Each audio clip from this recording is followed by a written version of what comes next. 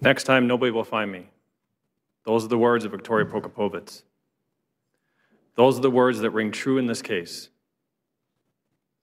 Next time, you won't find me. You have sat through hours of testimony. You've listened to the state basically direct their witnesses to their answers. But no words ring more true than next time you won't find me. The state went through every day in their closing, every witness. Why? Because they didn't prove their case during their trial. The state is trying to convince you through emotion that my client is guilty. This is not a court of emotion. This is a court of law. The state wants you to start with a conclusion. Victoria Prokopovitz is missing, she's dead, and that Jim Prokopovitz killed her. That's the conclusion. They didn't give you a beginning, they didn't give you a middle, they just gave you an ending. And they're trying to gaslight you into emotion to find a verdict. Let's talk about the real facts. April 25th, Jim went to work. He picked up his wife. They went to the doctor's appointment. They had dinner. Now, the state is relying on witnesses that have emotion. You heard Wesley Edges say, well, he left at 6. Well, then it turned out he left sometime after 8:30, and his friend said, well, he got there somewhere between 7 and 9. She didn't really remember. The fact is that when you see the evidence, and you heard the evidence, and you heard the testimony of the officer about the phone calls and the text messages, he didn't leave the house until sometime after 8:30. Then you have Jim, who Wesley even said on the stand, he thought he was sleeping, he was in the chair, he didn't really see him. He said goodbye to his mother and didn't tell him when he was coming back. The state wants you to believe that my client killed his wife sometime after Wesley left and before he got home. So let's break that down a little bit. Did they tell you how it happened? No. They gave you theories. They said, well, he could have strangled her. Could have. Doesn't prove beyond a reasonable doubt. How could he have strangled her? If somebody is getting strangled and they wanted to live, wouldn't there have been some sort of struggle, some sort of signs of a disturbance, marks on Jim that she was thrashing back? And that he did it before Wesley came home? Not knowing when he was going to come home? And he did it so perfectly. You've heard them say, well, Jim's a drunk. He was drinking. He was intoxicated. That's when he gets angry.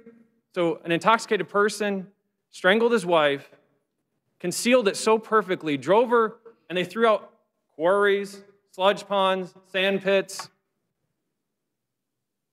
And he did it so perfectly that his son didn't notice anything odd about him when he came home. They're really throwing a lot of stakes at that, aren't they? They want to say, well, he threw her in the sludge pond because you couldn't find her there. Well, you saw a lot of pictures and a lot of searches at the quarries, at the sand pits, around the house. You saw an aerial view of the sludge pond. They don't want to tell you that in order to get into one of those sludge ponds, you have to go down a hill. They don't want to tell you that if he threw her down this hill, unlike a log, she has arms and legs, and he would hope that she rolled in and he sunk her into a spot that wasn't solid. And that he got home before his son knew about it. That's one theory. The other theory is, oh, well, he drugged her. Okay, let's play that out as well. Drugs take time to get in somebody's system. He would have had to drug her, wait for her to be loopy enough to kill her. Again, not knowing when Wes was coming home. And then once again, had to get rid of her without anybody knowing. She was over 100 pounds, maybe a little over 100 pounds, but it's still 100 pounds of dead weight. They searched his truck multiple times, found no evidence of Victoria Prokopovitz. And let's just think about this. So they're indicating that Jim planned this so perfectly that he made sure after he killed her that he grabbed her shoes, her coat, and took out her dentures. That doesn't seem plausible. Not with somebody who is trying to get rid of a body in a panic. Why would you think, let's put her coat on, let's put her shoes on, let's take out her dentures, let's not change the clothes that she was in? Or you heard the officer say, well, it doesn't seem real that she wouldn't have changed her clothes when she got home for dinner. She was wearing black pants, a white shirt. She put on her shoes and she went for a walk. That's the simplest answer. She went for a walk. You heard about all the searches. You heard about all these canine units. You know what you didn't hear? One canine unit go down the driveway and down the road, sniffing for her. We searched the creek, the Mountain Bay Trail, the outbuildings, around the house, but not near the house, to try to pick her scent. Somebody goes for a walk with a purpose. Let's talk about Victoria herself. She's had multiple suicide attempts. They say, well, she didn't leave a note. She didn't leave a note for the garage incident. She tried to gas herself. She left a note for the pill incident in 2003, and that's when she said, next time, no one is going to find me.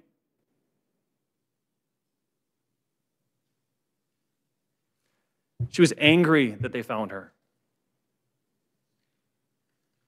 If you're going to commit suicide, ladies and gentlemen, you're not going to take your purse, you're not going to take your ID, you're not going to take your social security card, you're not going to take your dentures because you don't want to be ID'd, you don't want to be found. They're saying she's not mobile enough. Based on what? Marsha Loritz, Stacy Deer, all saying that she couldn't walk? They hadn't been around in 6 months. 6 months they weren't around. They want to criticize Jim for not talking to the police. It's interesting and somewhat ironic that they complain that Jim never checked in with the police.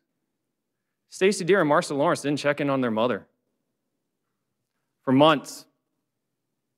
You heard testimony when Stacy got the call from the police, the first thing she said was, "Hi, stranger," meaning she didn't have contact with her mother. The state told you, well, they've been in contact with the police constantly. They had more contact with the police than they did with their own mother. The last time they spent a holiday together was 2008. The state wants to give you emotion that Victoria missed out on births of children and holidays.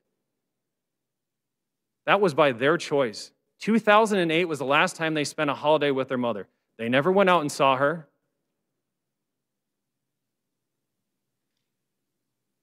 You know who was there for her? Jim, daily. Jim was there day in, day out, getting her meds, taking her to the doctor. They call that controlling. I call that being a husband. They're saying, oh, he controlled her meds. A woman tried to kill herself with medication. And it happened in 2008. She said it was an accident, but it awfully looks like 2003, doesn't it? No note. You heard the doctor that there's times where she could be up and down, and it got overwhelming. There's times where she decided not to take her meds. You also heard that in 2012, her meds somehow got stolen. Step one of the plan, to disappear.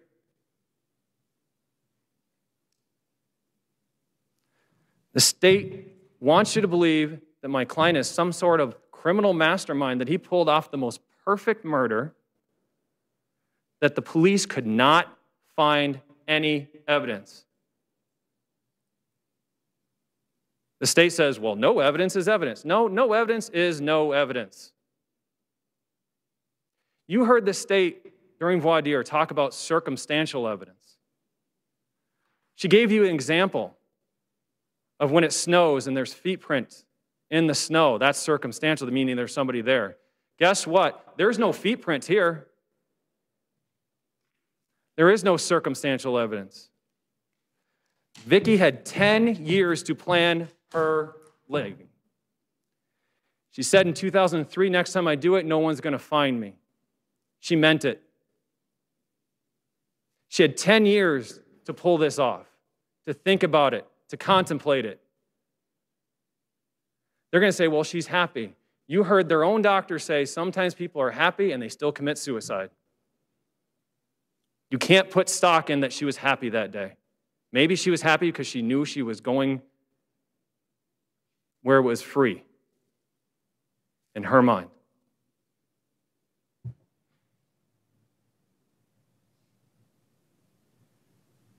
They say, well, Jim came home, she disappeared, he woke up and went driving for her. They say he didn't go looking for her. He came home, he was looking for her, he was in a panic. They say he didn't make a phone call. Yes, he did. You heard the testimony. They're just trying to skew that testimony. He called the phone, and he called the old number, maybe by mistake, but he still called. Then he called Wes. They want to make you think that he had no concern. Neither did Wes. Wes had no concern. Wes got home after being out with friends, smoking some weed, got some Glazers, and he went to bed. So concerned about his mother being gone. He's heartbroken now. Hindsight's 20/20. Marcia, Stacy, they're heartbroken now. Hindsight's 20/20. It's hard to look in the mirror and realize I wasn't there for my mother. You know who was there for Vicki? Jim. He was taking care of his wife. They say, well, he got financial gain. He still had the bills that she owed. Still had to move on. I didn't hear the family say they gave him any help to pay those bills.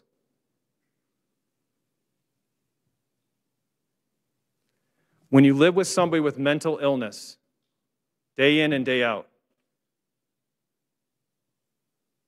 it's difficult. Didn't mean he didn't love her. He probably loved her more than anything. They want to use the idea that he got together with Kathy Friday, and that was his motive. Based on what? They called her every 3, 4, 5 years? You heard Jason Friday say, yeah, it was like every 3, 4, 5 years.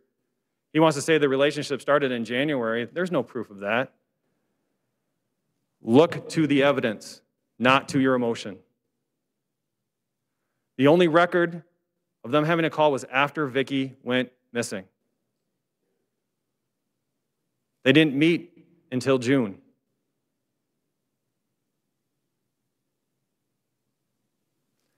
They're trying to twist two people who lost somebody dear to them, who came together. Kathy lost Marv. Lost him in November. Jim lost his wife. They got together. But both of them were dealing with people that depended on them. Marv was sick, depended on Kathy. Vicki was always sick, depended on Jim. Now they're gone. They're commiserated together. But they didn't want their family to look at them strange, so they gave a story about meeting at a casino. They wanted to keep their relationship private because they were trying to protect their families.